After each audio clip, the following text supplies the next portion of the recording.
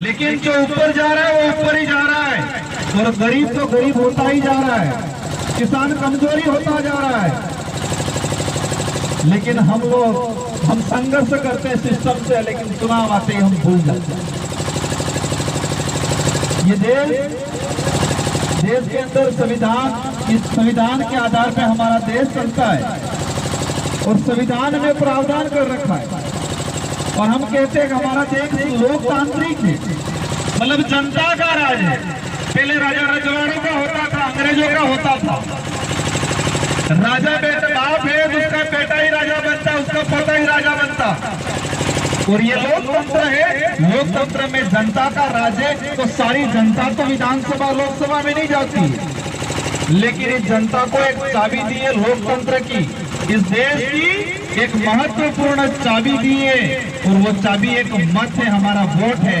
और वो हर 5 साल में इस देश की जनता को सही समय पे सही व्यक्ति के लिए चाबी लगाने का अवसर देता है हमारा देश का संविधान।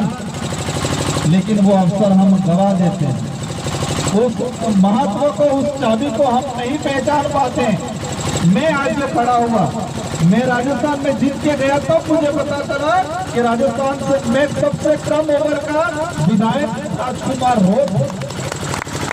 तो मेरे विधानसभा क्षेत्र की जनता ने उस लोकतंत्र की जो चाबी है उसका सही उपयोग किया और कमल कांग्रेस का ताला लोग किया और मुझे जिता के भेजा राजस्थान की विधानसभा में।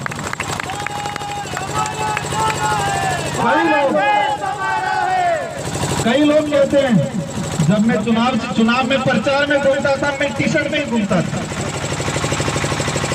प्रचार में जाते कई लोग कहते हैं आज 16 जुलूस है, हमारे वहां लोकल भाषा बच्चे जैसा है, क्या करेगा। जीत के गया तब भी कहते थे ये बच्चे जैसा है। मैं सबको कहता था मेरे शरीर और मेरी उम्र पे मत जाओ, मेरे संघर्ष और मेरे अनुभव पे जाओ। मैंने 26 साल की उम्र में 50 साल का अनुभव हासिल किया है और इस देश के अंदर देखा हमने कई आंदोलनों को पढ़ा है।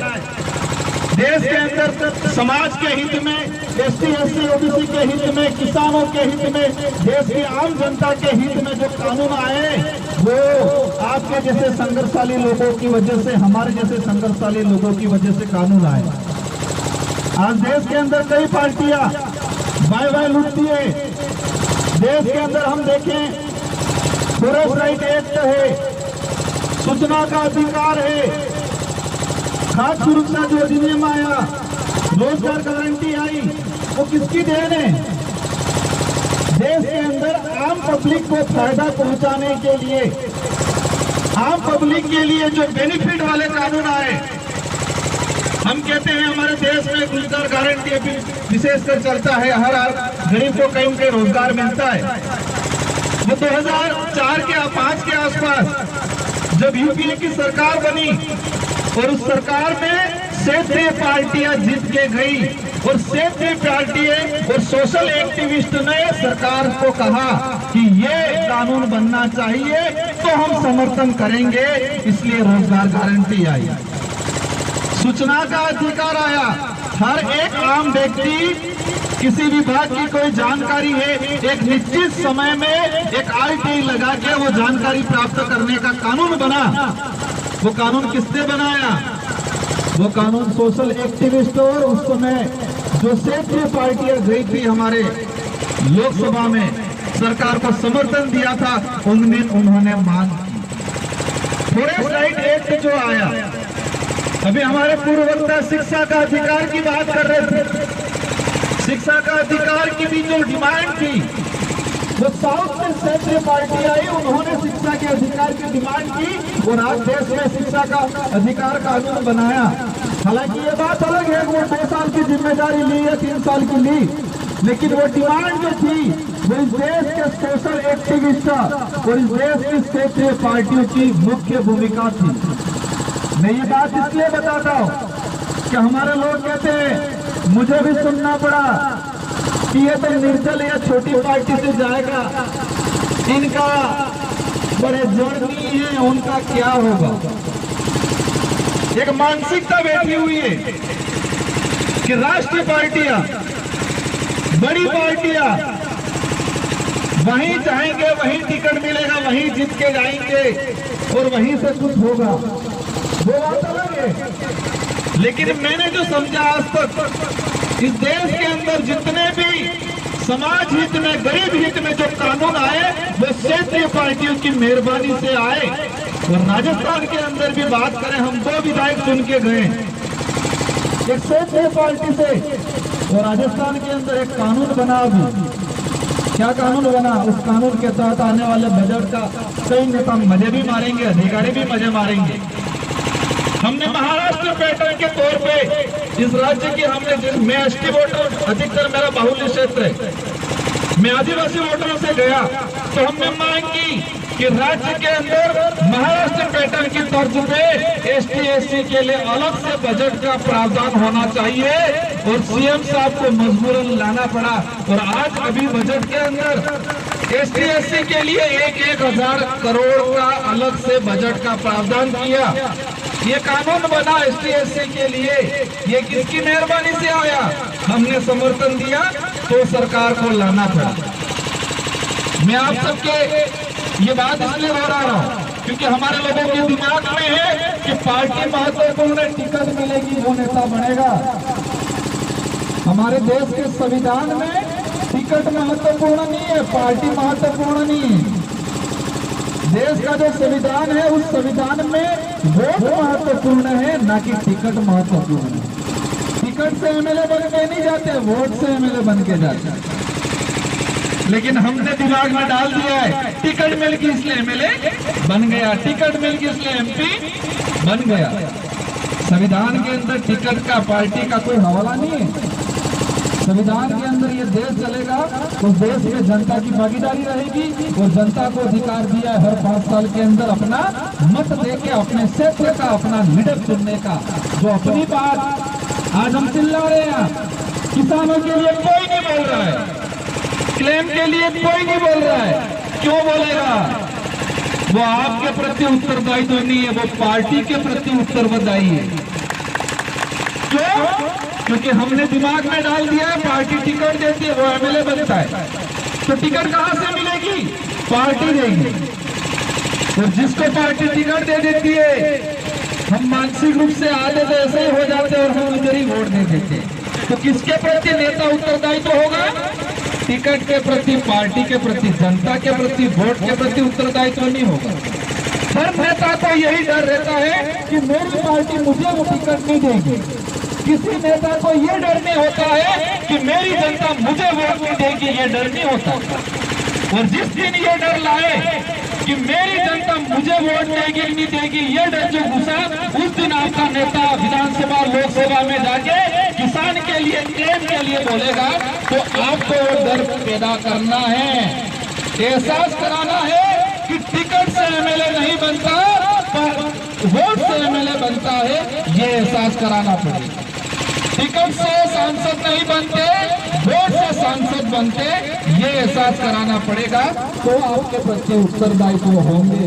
तो मेरी इस बात से ये निचोड़ निकलता है कि नेता बनवास निकले वो नेताओं की गलती नहीं, गलती हमारी है। क्योंकि हमने इस लोकतंत्र की जो सही चाबी है उस चाबी को, महत्व को नहीं समझा और महत्व समझने के बाद उसको समय पे सही यूज नहीं किया। हमारे इलाके में ऐसे चाबी घुमाई है कि दोनों एक हो गए, जानकारी मिली होगी। मैं उस जिले से आता हूं, भारत देश के इतिहास में पहली बार कांग्रेस और बीजेपी एक हुई, उस जिले से आता हूं मैं किस जिले से आता हूं? भारत के इतिहास में पहली बार कमल कांग्रेस और बीजेपी एक हुई, उस जिले डूंगरपुर से आता हूं। सुना होगा आपने न्यूज़पेपर में। वो क्यों? क्योंकि वहां की जनता को समझ में आया लोकतंत्र क्या है। वहां की हमारी जनता को पता चला है, हमने हमारी जनता को समझाया और हमारे जनता ने उनको समझाया कि टिकट से नहीं वोट से एमएलए एमपी बनोगे, ये समझाया, इसलिए हुए। मैं यहाँ इस मंच के माध्यम से कोई राजनीति करने नहीं आया हूं, मुझे यहाँ से कोई चुनाव नहीं लड़ना है। लेकिन उस बात को समझ लो आप कि आपका लीडर जिस दिन समझेगा कि मैं वोट से एमएलए बन के जाऊंगा, उस दिन आपकी बात रखेगा, आपका काम करेगा। आपका सांसद समझेगा कि मैं वोट से सांसद बनूंगा, उस दिन आपकी बात रखेगा, आपका काम करेगा। और आप यही दिमाग डालोगे जिसको टिकट मिली उसको वोट देंगे, तो फिर पार्टी के प्रति उत्तरदायित्व रहेगा, आपके प्रति उत्तरदायित्व नहीं रहेगा। तो गलती हमारी है थोड़ी। ये लोकतंत्र है, इस लोकतंत्र को समझना पड़ेगा। राजा रजवाड़ा वाला समय गया, जो राजा है वही राजा बनता रहे, उसका बेटा ही राजा बनता रहे, वो राजा। और यही आप लोकतंत्र में भी करते हो, तो जिम्मेदारी आपकी है। और इसीलिए वो जो आजादी दिलाने के लिए जिन्होंने जान गंवाई थी, आजादी दिलाने के लिए जिन्होंने जान गंवाई थी, उनकी आत्मा दुखी होती है।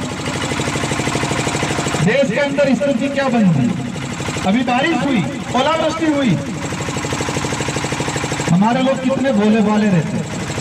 ये कुदरत ने ओलावृष्टि कराई, आप सबकी जानकारी में होगा।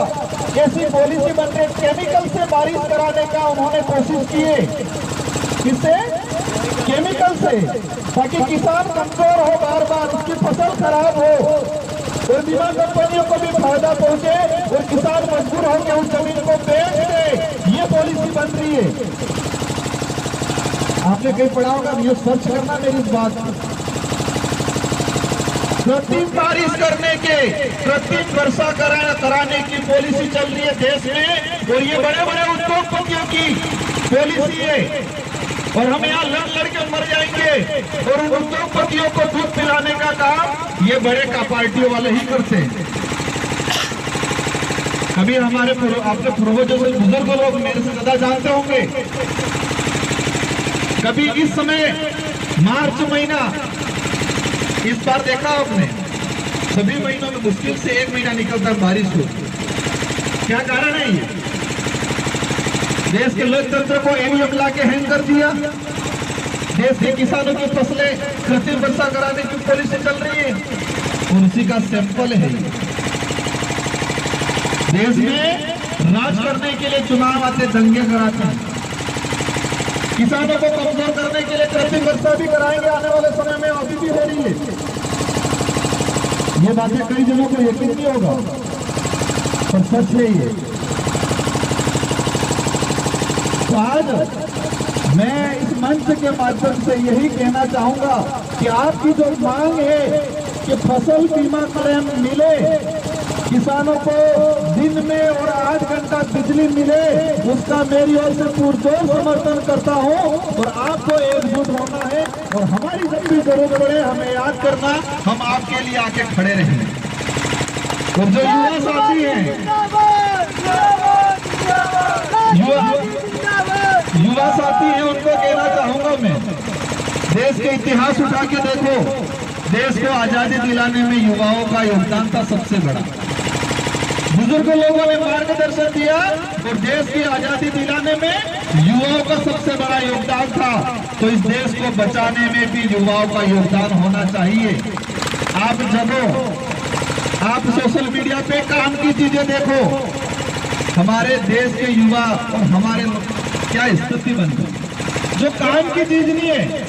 किसान आंदोलन चला हुआ दिल्ली में हाईवे जाम हुए, कितने किसान मरे, हमारे किसी युवाओं को नहीं पता है। लेकिन बाबा वाले को क्या नाम है, बाबा को बाबा है वो बोलता है, बागेश्वर, बाबा बागेश्वर क्या बोल रहा है वो सबको पता है।